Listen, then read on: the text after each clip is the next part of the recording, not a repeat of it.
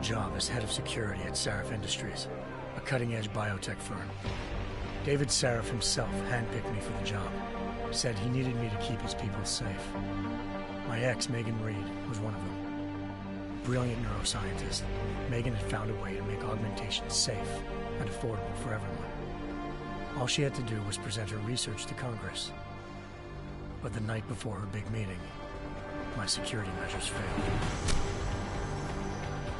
A team of Black Op mercenaries stormed into Sarif headquarters, massacring everyone in sight. 3 of the mercs were heavily augmented walking tanks. Their mission? Take out Megan and her team. I tried to stop them, but their leader tossed me through a plate glass wall. Last thing I heard as his bullets slammed into my brain was Megan's dying scream. I should have died with her. Only I didn't. High-end military-grade enhancements saved my life. The best augmentation Sarif's money could buy. It took me half a year to get a feel for her. Should have taken longer. But 6 months into my recovery, Sarif Industries was attacked again. This time, by a radical group of pro-human purists. Violent, militant, and fanatically opposed to human augmentation.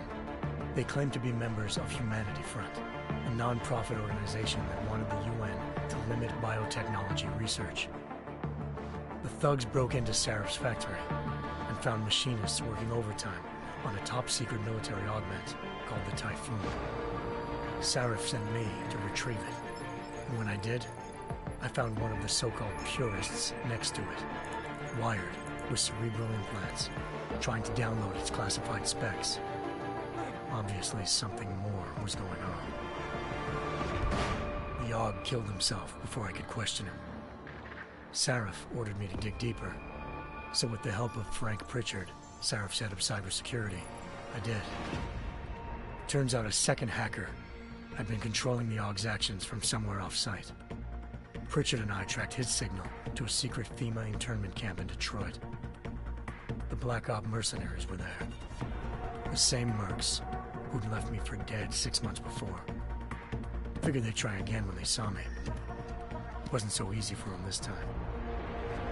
I took out the tank named Barrett, even got him to give me a new lead. A penthouse apartment in China. Of course, we both knew it would be a trap in the end.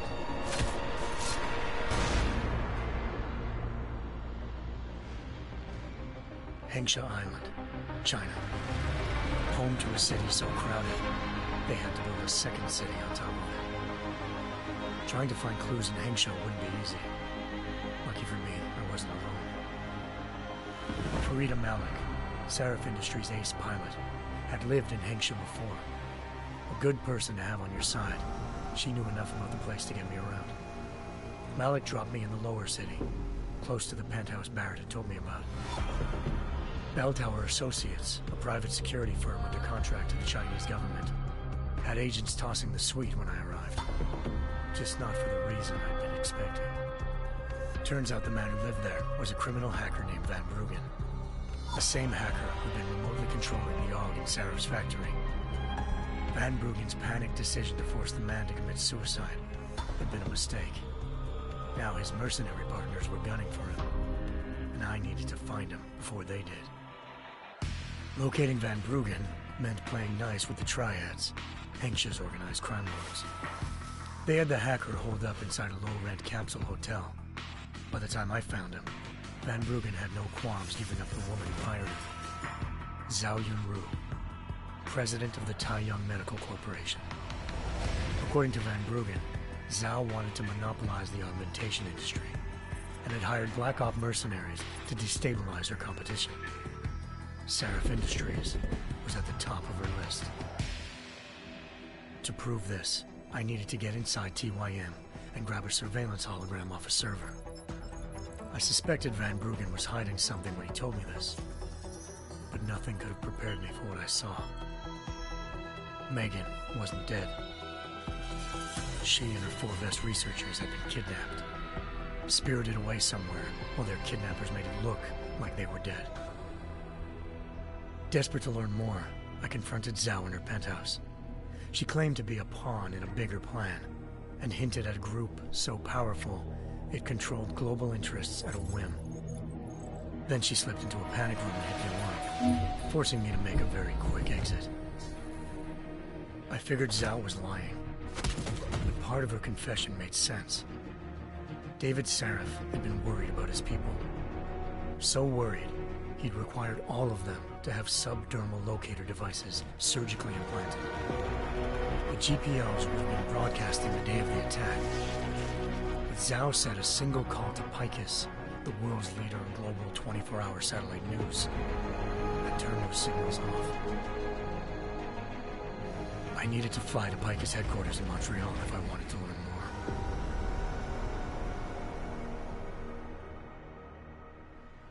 Eliza Cassan, Picus Communications' First Lady of News. Malik thought I was reaching when I told her Eliza was involved in this. The world's most famous news anchor, working with a mercenary hit squad.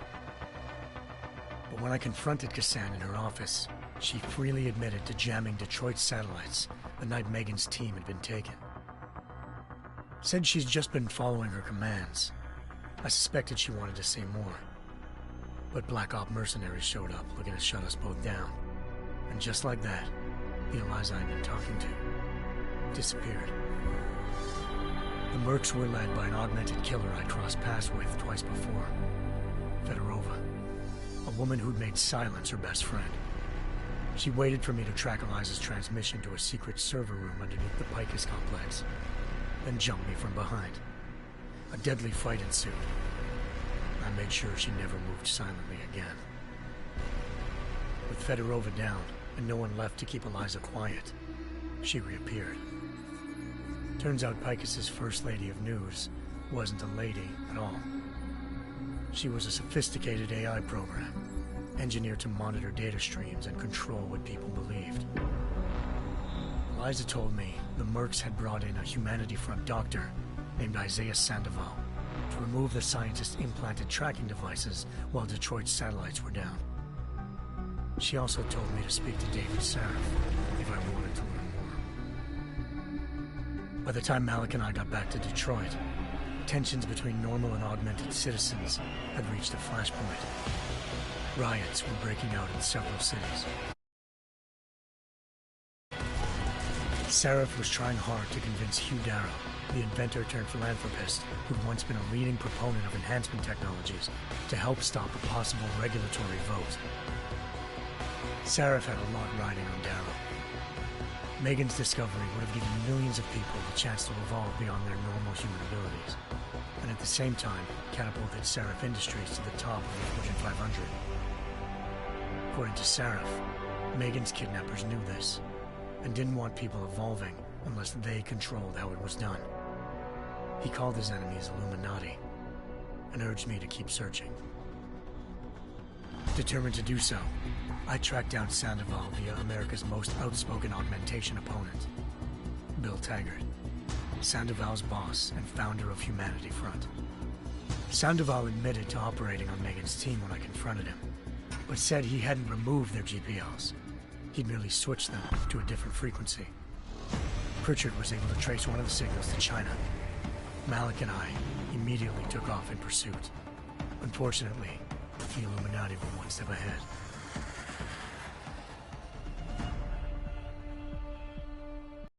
Ambushed. Shot out of the sky by Bell Tower Associates, seconds after entering Hengsha's airspace. Malik's piloting skills saved me.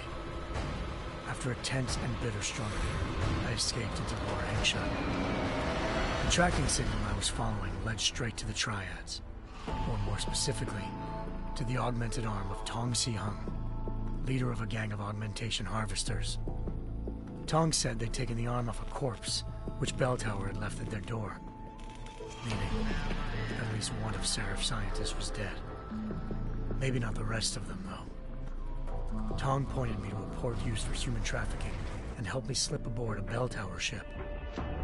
It was sailing to Rifleman Bank Station, a military base in the South China Sea. Bell Tower was holding kidnapped civilians as prisoners there, and using them to perfect the Hyron Project, a human-computer interface that left most of its test subjects dead. My search for Megan would have ended then, if not for a mysterious ally named Quinn. In exchange for my help exposing Bell Tower, he slipped me aboard a second ship headed to Singapore and an Illuminati-run biotech facility called Omega Ranch. 3 of Seraph's scientists were there, forced by their captors to create a technology capable of remotely shutting down augmented abilities. Thanks to an emergency recall notice issued by the World Health Organization, millions of people all over the world already had the biochip installed. With the help of the scientists, I tracked Megan to a private section of the ranch. There, I ran into Yaron Namir, the walking tank who'd put a bullet in my brain the first time we met. He'd teamed up with Zhao and was hoping to catch me off guard. Their little ambush didn't work. I found Megan in a suite belonging to Hugh Darrow, the billionaire philanthropist who'd Seraph had called on for help. Darrow had convinced her to go along with the biochip plan by promising to sabotage the tech. As she was explaining this, Darrow appeared in a global broadcast, telling the world that augmentations would be the death of mankind. Then he activated the biochips to prove his point. All over the world, augmented people flew into a killing frenzy. Darrow had betrayed everyone, and it was up to me to set things right. To do it, I had to reach Panchaea, a massive installation in the Arctic Ocean. As I raced through corridors built by an all-augmented workforce, I saw death and destruction firsthand. By the time I shut down Darrow's broadcast, I knew the damage he'd done. Still, humanity's future remained unclear. How would the world react to this sabotage? Would people ever regain their faith in augmentations again? What would be the Illuminati's next move? Only time will give us the answers.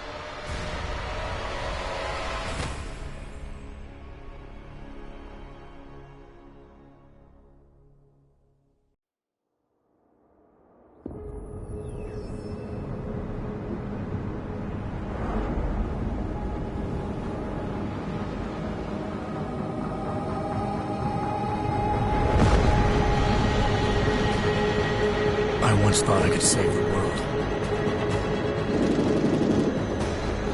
Now look at it.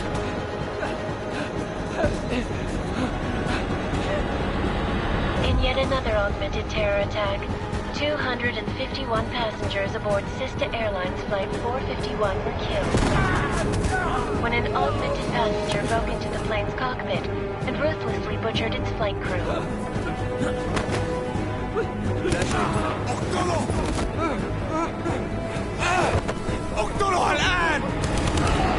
Details recovered from the black box recorder suggest that the man may have been suffering flashbacks to the AUG incident. That horrible day 2 years ago when augmented people all over the world flew into a psychotic killing spree, causing the greatest loss of life in recent history. Sometimes, you just have to let go and embrace what you've become. Not gonna go all wonky on us now, Hansa, are you? Well, if I do, McCready, I guarantee you'll never see it coming.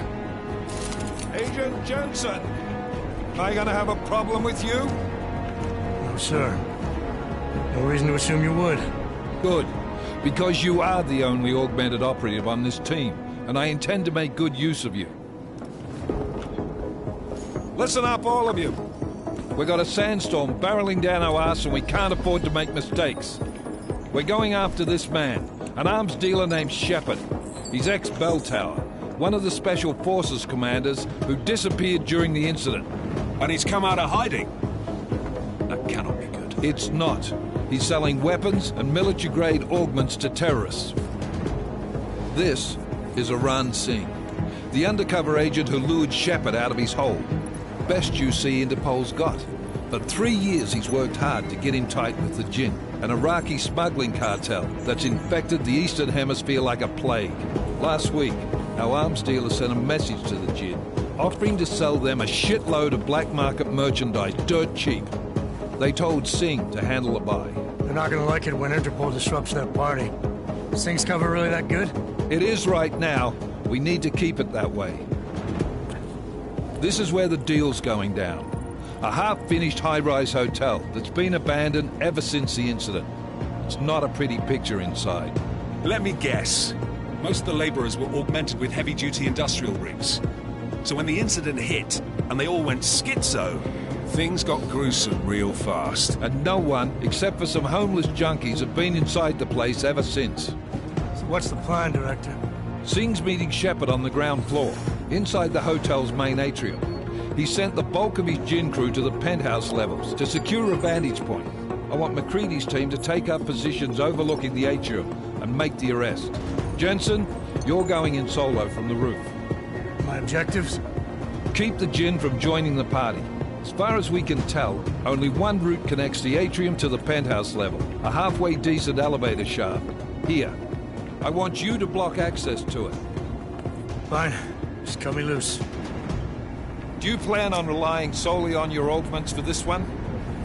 I'd recommend taking a little hardware, just to be sure.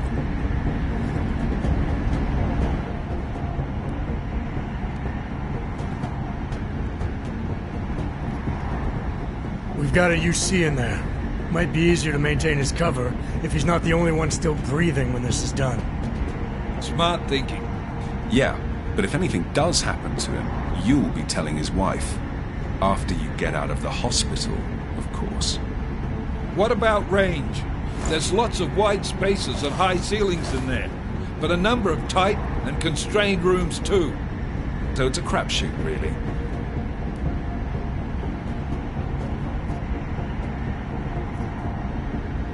Well, I'm not looking to play dice with anyone in there. Give me something with distance. Your call. Less chance of being seen and compromising Singh that way. One last thing, Jensen. Singh said that Jin are using some sort of portable Wi-Fi device to boost communications. He's got a better chance of maintaining cover if you disable it. We'll keep an eye out for it. But aren't we on the clock here? You said there's a sandstorm moving in. There is, and we got the intel on this mission at the very last minute. So we're scrambling a little. If it comes to it, your number one priority is keeping the Jin out of that atrium. Copy that. Time to put away your happy thoughts, gentlemen. We're approaching the target building. You're up first, Jensen. Let's do this.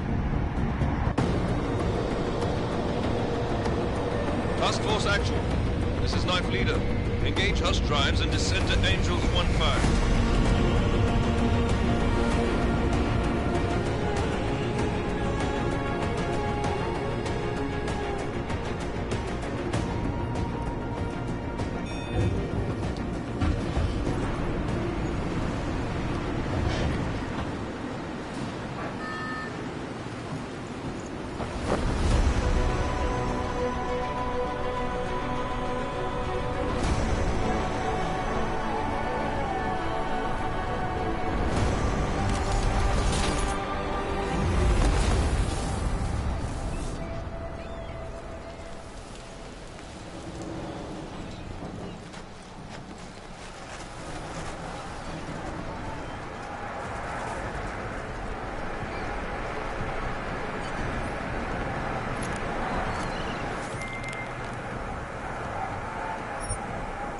Team leader, this is Jensen. I'm on the roof.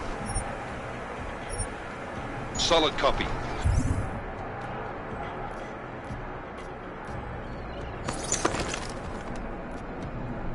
Move into the building. The access route you need to block is at the far end of the penthouses. And keep in mind, the direct route might not be the easiest one. Roger that. McCready will advise once he's...